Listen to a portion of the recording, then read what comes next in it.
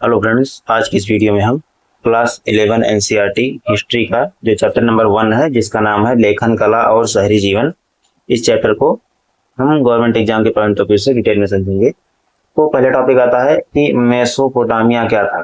तो मेसोपोटामिया शब्द यूनानी भाषा के दो शब्दों से मतलब मिलकर बना है। ठीक है, मेसोस मतलब मध्य और पोटामोस मतलब नदी। ठीक है, अर्थात दो नदियों के बीच की भूमि। ठीक है, मेसोपोटामिया मुख्य रूप से तो मेसोपोटामिया जो है मुख्य रूप से दालजा और फरात जो नदियां हैं उनके बीच मतलब स्थित था। ठीक है, और आज मतलब आज का इराक जो है इस क्षेत्र का प्रमुख हिस्सा है। ठीक है, फिर आता है मेसोपोटामिया में कई महत्वपूर्ण सभ्यताएं विकसित हुई, जैसे कि सुमेर, अक्कद, बेबीलोन और असीरिया। ठीक है, इसमें सुमेर का विशेष महत्व था क्योंकि यहाँ प्रारंभिक नगरों और लेखन का महत्वपूर्ण विकास हुआ। ठीक है, फिर आते हैं मेसोपोटामिया की भौगोलिक स्थिति। तो मेसोपोटामिया मतलब भूमि में कुछ महत्वपूर्ण विशेषताएं थी। ठीक है, मेसोपोटामिया की भूमि में कुछ महत्वपूर्ण विशेषताएं थी, जैसे कि यहाँ दालजा और फरात नदियां थीं और नदियों के में से सिंचाई की सुविधा मिलती थी। ठीक है, उपजाऊ मिट्टी उपलब्ध थी, कृषि का विकास संभव था और नदी और शहरों के माध्यम से परिवहन भी किया जाता था। ठीक है, लेकिन इस क्षेत्र में पत्थर, लकड़ी, धातु जैसे प्राकृतिक संसाधन की कमी थी और इसलिए मेसोपोटामिया के लोग इन वस्तुओं के लिए दूर दूर क्षेत्रों से व्यापार जो है करना पसंद कर मतलब उनको व्यापार करना पड़ता था। ठीक है, इन वस्तुओं के लिए। फिर आता है कृषि का विकास। तो मेसोपोटामिया में कृषि अर्थव्यवस्था का प्रमुख आधार थी। लोगों ने नदियों के पानी का उपयोग करके सिंचाई व्यवस्था विकसित करी। उन्होंने नहरें बनाई, खेतों तक पानी पहुंचाया, कृषि उत्पाद बढ़ाया और अनाज और अन्य फसलों की खेती की। प्रमुख जैसे कृषि उत्पादों में जौ, गेहूं, खजूर महत्वपूर्ण थे। विशेष रूप से जौ एक महत्वपूर्ण फसल थी।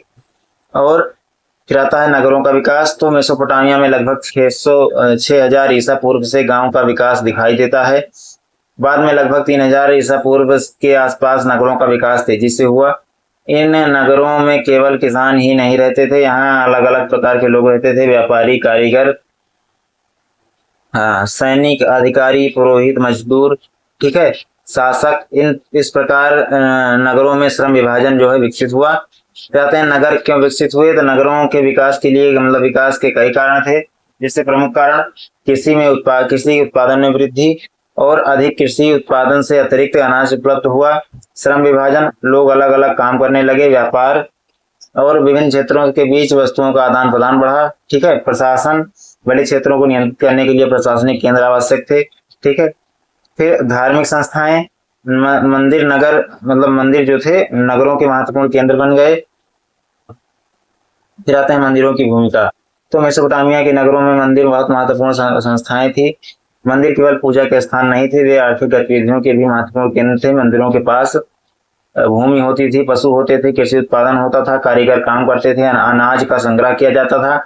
मंदिरों के माध्यम से बड़ी संख्या में लोगों की आर्थिक गतिविधियां नियंत्रित होती थी। ठीक है, कहते हैं नगर और राज्य। तो समय के साथ नगरों में राजनीतिक सत्ता का विकास हुआ।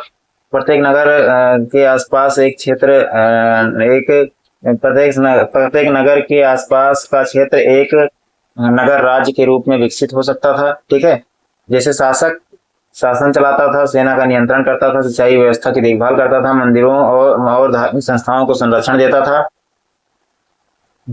और कर या उपज प्राप्त करता था। इस प्रकार नगर राजनीति और आर्थिक शक्ति के केंद्र बन गए। फिर आते हैं मेसोपोटामिया में व्यापार। तो मेसोपोटामिया में प्राकृतिक संसाधनों की कमी थी, इसलिए वहां के लोग दूर दराज क्षेत्रों से वस्तुएं प्राप्त मतलब वहां के लोगों को दूर दराज के क्षेत्रों से इसलिए वहां के लोगों को दूर दराज के क्षेत्रों से वस्तुएं प्राप्त करनी पड़ती थी। वे व्यापार के माध्यम से प्राप्त करते थे क्या, लकड़ी, पत्थर, धातु और कीमती पत्थर। इसके बदले वे कृषि उत्पाद तथा निर्मित वस्तुएं देते थे। ठीक है, फिर आते हैं व्यापार के प्रमुख मार्ग। व्यापार केवल आसपास क्षेत्रों तक सीमित नहीं था। मेसोपोटामिया के व्यापारिक संबंध दूरस्थ क्षेत्रों से थे। इनमें इराक, तुर्की के कुछ क्षेत्र, भूमध्य सागरीय क्षेत्र, खाड़ी क्षेत्र और महत्वपूर्ण थे। सिंधु घाटी सभ्यता के साथ मेसोपोटामिया के व्यापारिक संबंध के प्रमाण मिलते हैं।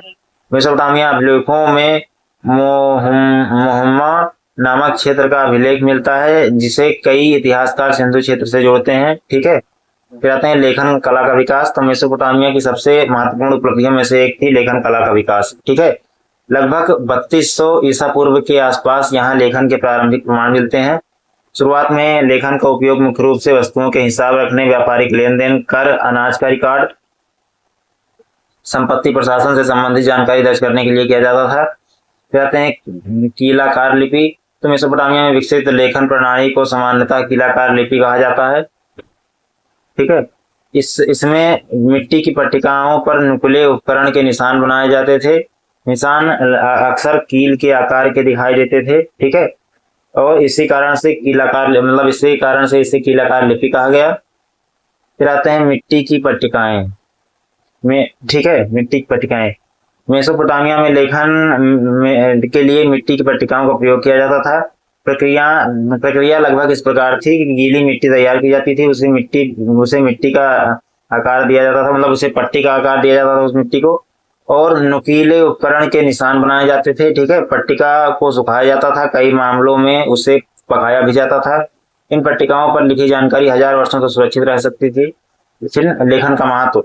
तो लेखन ने मेसोपोटामिया के समाज में बहुत बड़ा परिवर्तन किया। इसके कारण लोग व्यापार का हिसाब रख सके, करों का रिकॉर्ड बना सके, प्रशासन चला सके, ठीक है, कानून लिख सके, धार्मिक विचार दर्ज कर सके, ठीक है, साहित्य लिख सके, ऐतिहासिक घटनाओं को दर्ज कर सके। इस प्रकार लेखन ने राज्य और नगरों के प्रशासन को अधिक व्यवस्थित बनाने में सहायता की। ठीक है, फिर आता है लेखक और लिपिक। तो लेखन सीखना आसान नहीं था, इसके लिए विशेष प्रशिक्षण की आवश्यकता होती थी। जो लोग लिखने पढ़ने का काम करते थे उन्हें लिपिक कहा जाता था। लिपिक प्रशासनिक रिकॉर्ड तैयार करते थे। ठीक है, जो लिपिक थे वो प्रशासनिक रिकॉर्ड तैयार करते थे, व्यापारिक दस्तावेज लिखते थे, कानून को दर्ज करते थे, मंदिरों का रिकॉर्ड रखते थे और राजकीय आदेश लिखते थे। इस कारण लिपिक समाज का एक महत्वपूर्ण वर्ग बन गए। फिर आते हैं लेखन केवल साहित्य के लिए नहीं था। यह समझना महत्वपूर्ण है कि मेसोपोटामिया में लेखन की शुरुआत मुख्य रूप से व्यवहारिक आवश्यकताओं के कारण हुई थी और इससे पहले इसका प्रयोग हिसाब किताब और प्रशासनिक रिकॉर्ड रखने के लिए किया जाता था। बाद में इसका उपयोग साहित्य, धर्म और कानून के लिए भी होने लगा। जाते हैं मेसोपोटामिया का साहित्य। तो मेसोपोटामिया में अनेक साहित्य रचनाएं लिखी गई। इसमें प्रसिद्ध है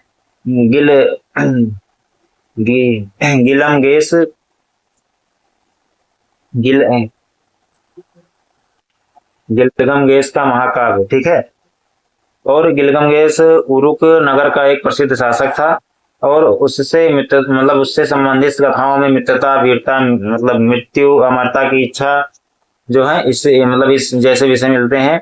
यह विश्व के प्राचीनतम प्रसिद्ध साहित्यिक ग्रंथों में से एक माना जाता है। ठीक है, फिर आते हैं हम्मुराबी की संहिता।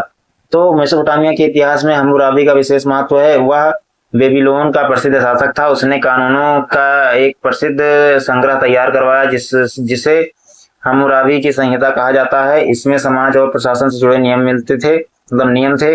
इस कानून में संपत्ति, व्यापार, विवाह, परिवार, मजदूरी, अपराध, दंड जैसे शामिल थे। कहते हैं सामाजिक असमानता। तो मेसोपोटामिया का समाज समान नहीं था। समाज में विभिन्न वर्ग थे। उदाहरण के लिए राजा और शासक, अधिकारी, पुरोहित, व्यापारी, कारीगर, किसान, ठीक है, मजदूर, दास। इन वर्गों के अधिकार और आर्थिक स्थिति अलग अलग थी। और फिर आते हैं महिलाओं की स्थिति। मेसोपोटामिया के समाज में महिलाओं की स्थिति पूरी तरह समान नहीं थी। कुछ महिलाओं को संपत्ति रखने, व्यापार करने, अनुबंध करने जैसे अधिकार प्राप्त थे, लेकिन समाज में मुख्य रूप से पितृसत्तात्मक था। परिवार और सामाजिक जीवन में पुरुषों की भूमिका अधिक प्रभावशाली थी। फिर आते हैं परिवार और विवाह। मेसोपोटामिया में परिवार सामाजिक जीवन की महत्वपूर्ण इकाई था और विवाह से संबंधित नियम मौजूद थे। विवाह और संपत्ति से संबंधित समझौते लिखित रूप में दर्ज किया जा सकता था। इससे लेखन की सामाजिक और कानूनी उपयोगिता स्पष्ट होती है। ठीक है, फिर आते हैं दास प्रथा पर। तो मेसोपोटामिया में दास प्रथा भी मौजूद थी। दास बनने के कई कारण हो सकते थे। युद्ध में बंदी बनाया जाना, ऋण न चुका पाना, दास परिवार में जन्म लेना। दासों से विभिन्न परिवार के काम करवाए जाते थे। हालांकि सभी श्रमिक दास नहीं थे, वे स्वतंत्र किसान, कारीगर और मजदूर भी बड़ी संख्या में थे। फिर आते हैं मेसोपोटामिया में परिवहन। तो नदियों और नहरों के कारण जल परिवहन बहुत महत्वपूर्ण था। लोग नावों का प्रयोग करते थे, नदियों के माध्यम से सामान ले जाते थे और व्यापारिक वस्तुओं को एक स्थान से दूसरे स्थान तक पहुंचाते थे। फिर आते हैं भूमि पर परिवहन के लिए गधे, बैलगाड़ियां जैसे साधनों का उपयोग किया जाता था। ठीक है। फिर आते हैं पहिया और तकनीक का विकास, पहिया और तकनीकी विकास। तो मेसोपोटामिया में पहिए का महत्वपूर्ण उपयोग हुआ। पहिए का मतलब जो पहिए का प्रयोग है ये परिवहन, गाड़ियां और कुम्हार के चाक आदि काम में किया जाता था। ठीक है। फिर आते हैं तकनीकी विकास ने उत्पादन और परिवहन को अधिक प्रभावी बनाया। फिर आते हैं मेसोपोटामिया में नगर जीवन। मेसोपोटामिया के नगरों में जीवन काफी जटिल था। एक ही नगर में किसान, व्यापारी और कारीगर, सैनिक अधिकारी, पुरोहित, शासक जैसे अलग अलग पेशों के लोग रहते थे। इससे श्रम विभाजन और सामाजिक विविधता बढ़ी। फिर आते हैं उरूक नगर। तो उरूक मेसोपोटामिया का एक महत्वपूर्ण प्राचीन नगर था। यहाँ बड़े मंदिर, प्रशासनिक संस्थाएं, व्यापार, कारीगर, लेखन का विकास हुआ। उरूक को प्रारंभिक नगरीकरण का एक महत्वपूर्ण उदाहरण माना जाता था। ठीक है। फिर आते हैं नगरों की विशेषताएं। तो मेसोपोटामिया के नगरों में धार्मिक केंद्र, मंदिर और धार्मिक संस्थाएं, आवासीय क्षेत्र, लोगों के घर और मोहल्ले, व्यापारिक गतिविधियां, वस्तुओं का खरीद बिक्री और विनिमय। ठीक है। कारीगरी, मिट्टी के बर्तन, धातु की वस्तुएं और अन्य सामान। ठीक है। और फिर आते हैं प्रशासन पर। तो लेखन और रिकॉर्ड रखने की व्यवस्था। ठीक है। लेखन और रिकॉर्ड रखने की व्यवस्था। इसके अलावा फिर आते हैं नगरों की समस्याएं। तो नगरों के विकास के साथ कुछ समस्याएं भी उत्पन्न हुई, जैसे उदाहरण के लिए साधनों की कमी, सिंचाई व्यवस्था का रखरखाव, युद्ध, राजनीतिक संघर्ष और सामाजिक असमानता, किसी भूमि से संबंधित समस्याएं। इन समस्याओं के समाधान के लिए मजबूत प्रशासन की आवश्यकता थी। फिर आते हैं राज्य की भूमिका। तो राज्य का विकास नगरों के साथ जुड़ा हुआ था।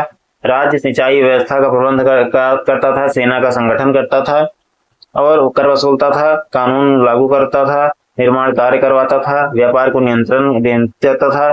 इस प्रकार राज्य ने नगरीय जीवन को व्यवस्थित करने में महत्वपूर्ण भूमिका निभाई। फिर आते हैं मंदिर और राजमहल। तो मेसोपोटामिया के नगरों में दो प्रमुख संस्थाएं विशेष रूप से महत्वपूर्ण थीं। मंदिर धार्मिक और आर्थिक गतिविधियों का केंद्र, राजमहल राजा और प्रशासन का केंद्र। राज समय के साथ राजमहल की शक्तियां बढ़ी और राजा राजनीतिक और सैन्य शक्ति का प्रमुख केंद्र बन गया। फिर आते हैं लेखन और शहरी जीवन का संबंध। तो इस अध्याय का सबसे महत्वपूर्ण विचार है लेखन और शहरी जीवन का विकास दूर एक दूसरे से गहराई से जुड़ा था। ठीक है। जाते हैं नगरों के बढ़ने के साथ व्यापार बढ़ाकर व्यवस्था विकसित हुई, प्रशासन जटिल हुआ, वस्तुओं का हिसाब रखना आवश्यक हुआ, भूमि और संपत्ति के रिकॉर्ड की जरूरतें हुई। ठीक है। मतलब भूमि और संपत्ति के रिकॉर्ड की जरूरत मतलब हुई। इन आवश्यकताओं ने लेखन को बढ़ावा दिया।